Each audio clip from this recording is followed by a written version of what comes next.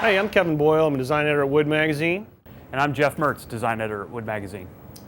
And the other day we were out in the shop kind of working on a project and bookcase project, and we were talking about how the most efficient way to cut the dadoes and rabbets on that project was. And kind of got into a little discussion about what was it, a table saw with a dado head, or was it a router with a straight bit? So anyway, we kind of got into this and decided to make a challenge out of this.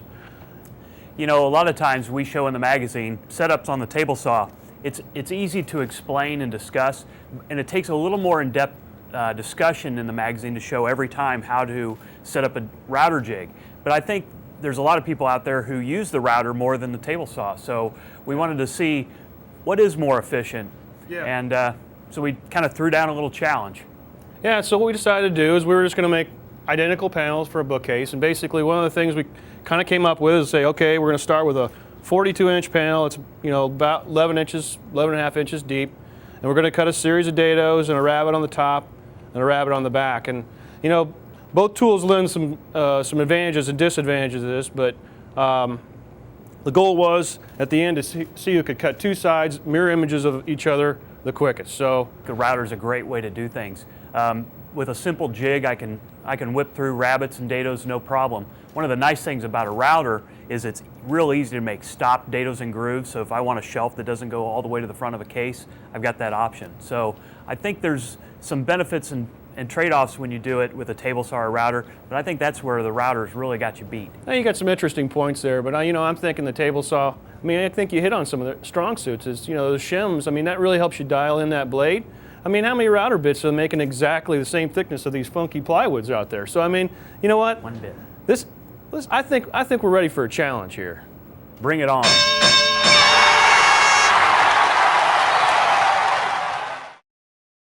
Both contestants, of course, must begin by setting up their respective tools. Jeff will be using a modified T-square jig made of MDF that straddles the panel and guides his router. Kevin, with the dado blade at the table saw, must begin by removing the standard blade from his saw, and of course, also the riving knife. Jeff has the first half of his T-square jig in place, clamped on a sample panel, on which he will make some test cuts. The second fence needs to be positioned to give him a dado of the correct width, so to determine that width, he uses a scrap of the shelf along with a 1/4-inch spacer. Kevin's method for determining the width of his dado is to stack up the blade, chippers, and some shims next to a scrap of the shelf material. What he's after here is a stack that is just slightly thicker than the shelf material. Then by making one test cut, he can come back and determine exactly how many shims he needs to remove to get a perfect fit for that plywood. Meanwhile, Jeff sets the bit in his router.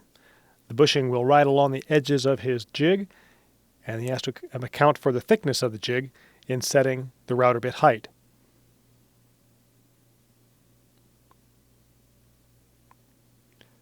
Kevin has his dado set just about where he wants it, so he's going to start loading the chippers and blades and shims into the table saw. Back at Jeff's bench, he's setting up his scrap of plywood along with a 1/4-inch spacer. That 1/4-inch spacer accounts for the difference between the cutting edge of the bit and the outside edge of the bushing. With these two pieces of the jig clamped around the scrap and the spacer, he's ready to make the final assembly of the jig, screwing the left piece into the guides. Kevin has his dado set up now, and he's setting the height for the depth of the dados that he'll be cutting for his shells.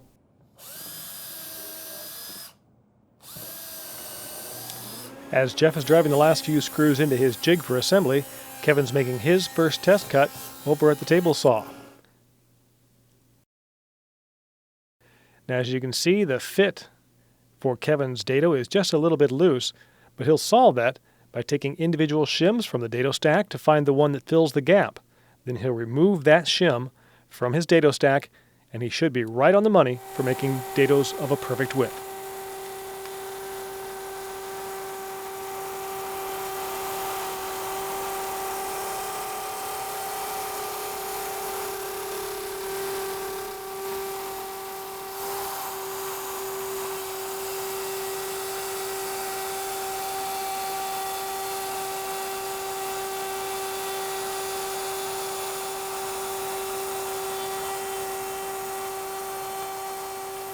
Kevin snugs up the dado set, and he'll be ready for his next test cut in just a moment. Jeff makes a final cleanup pass on his dado to make sure he ran cleanly against each side of the jig, and checks the fit of his scrap piece in the dado. And since he sized the jig using the piece of scrap, it is a perfect fit first time. That means he is ready to begin routing dados on his sample bookcase side.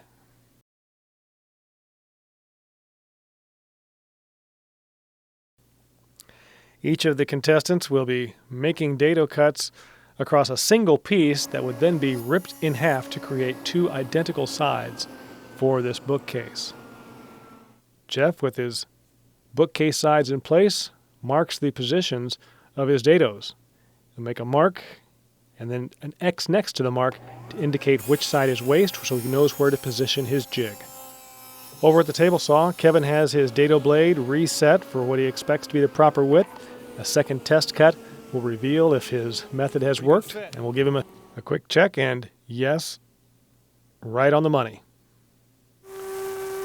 Jeff is beginning to route his first dado.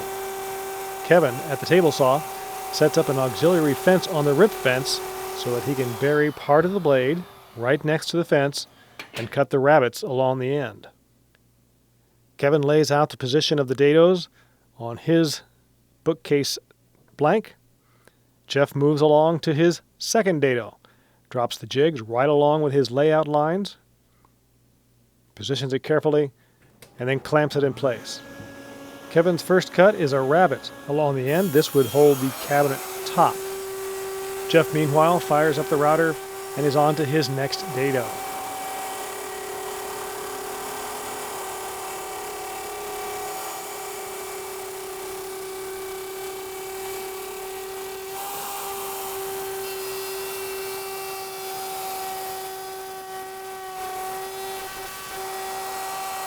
Kevin repositions the rip fence to get ready to make his first dado.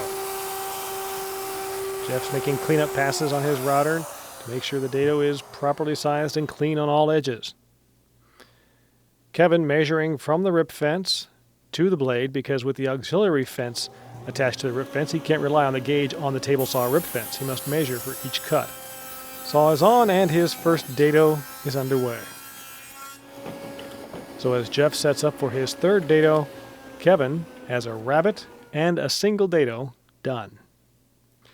Jeff, being close to the end of the panel, can no longer clamp the outside of the cleats, so he'd gone underneath and clamped the cleats from below. Kevin repositions the rip fence, getting ready for his next dado. The blade on this saw does take a long time to spin down, especially with the mass of a dado blade spinning on it, so Kevin loses a few seconds with each cut waiting for that. Jeff, meanwhile, on the downhill leg of his third dado. Kevin is up and running. His third dado also underway.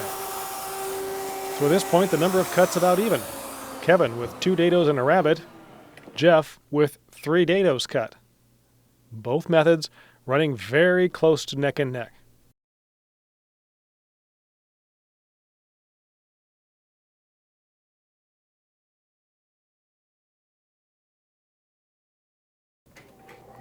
Kevin moving on now to his third and final dado.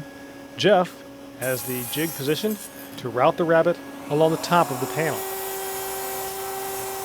And the idea here is each contestant will make the dados and rabbets in a single panel that would then be ripped down the middle of its width to create 2 identical sides for the bookcase. Here at 14 minutes in, you can see the bushing in the sub base of the router riding against the fences on Jeff's router jig. Kevin must reset the rip fence to bury part of the blade in that auxiliary fence. Blade height being double checked, and then he will need to check the distance from the edge of the blade to the fence so only a 1/4 inch is revealed so that he can cut these 1/4 inch rabbets along the long edges of his panel. Jeff, meanwhile, must use an edge guide for his router, as the jig he has created is not long enough to span the length of the panel. First, he's realized he has to remove that bushing from the sub-base of the router. Kevin completing the first rabbet on the edge of his panel. All he needs to do is rotate the panel and make a cut along the other edge, and he will have all his cuts completed on this panel. Meanwhile, Jeff has the bushing removed. He'll need to set the base to get a 3/8 inch depth of cut, and then he will be underway. Okay, there you go. Kevin has all cuts completed at just under 17 minutes. However, to make those two distinct panels, he'll need to take the dado blade out of his table saw and remount his standard blade. And now I'm just going to separate. Jeff now beginning his first rabbet along the long edge. Again, this will accept the back of the case.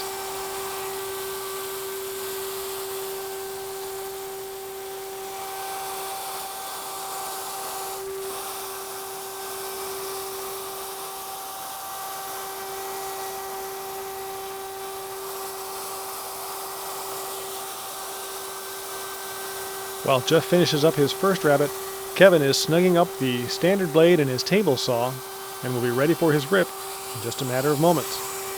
Make a cut on the back edge.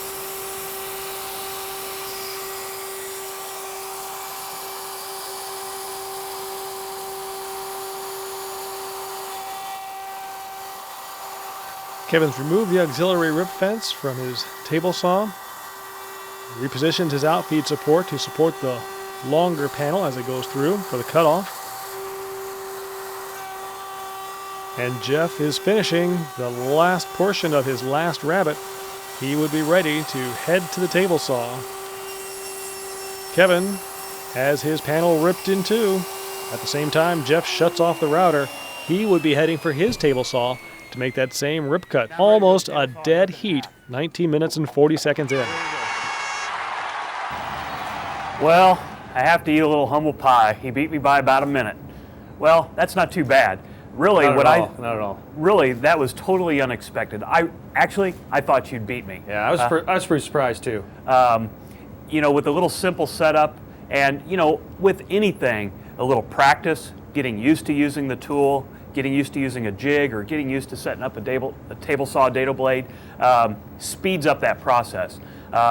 You know, I'm pretty familiar with that operation. Kevin's pretty familiar with the operations he does, and I think that adds to the credibility of, you know, what really is the result. And I think with practice it shows that it's a pretty even battle. I think you hit some interesting things there. I think one thing you need to think about is, you know, there are many ways of doing things in woodworking, and I mean safe ways. And you know, the router, I mean, like I said, I was shocked. I mean, the way that worked, you got a great jig, easy to build jig. You make some clean cuts with that, you know, that router.